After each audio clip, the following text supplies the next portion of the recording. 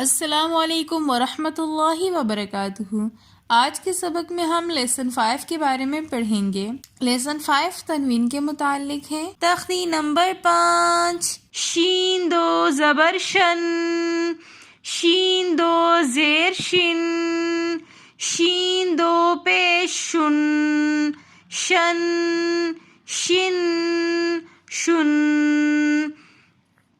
جیم دو زبر جن، جیم دو زیر جن، جیم دو پیش جن، جن جن جن، کاف دو زبر کن، کاف دو زیر کن، کاف دو پیش کن، کن کن کن، قاف دو زبر قن،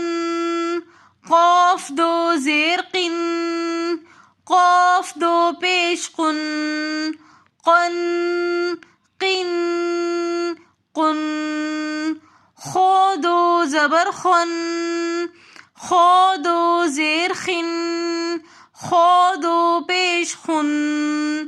خن خن خن، غین دو زبر غن، غین دو زیر غن، غین دو پیش غن، غن غن غن، حا دو زبر حن، حا دو زیر حن، حا دو پیش حن، حن حن حن، عین دو زبر عن، عین دو زیر عن، عین دو پیش عن، عن عن عن، ہا دو زبر ہن، ہا دو زیر ہن، ہا دو پیش ہن، ہن ہن ہن۔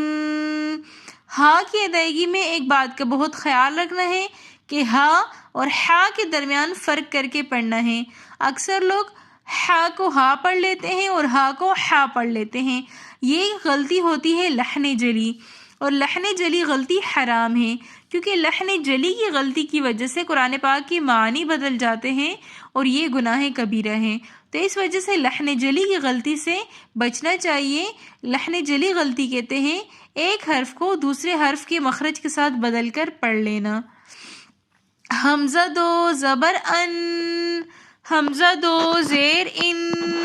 حمزہ دو پیش ان، ان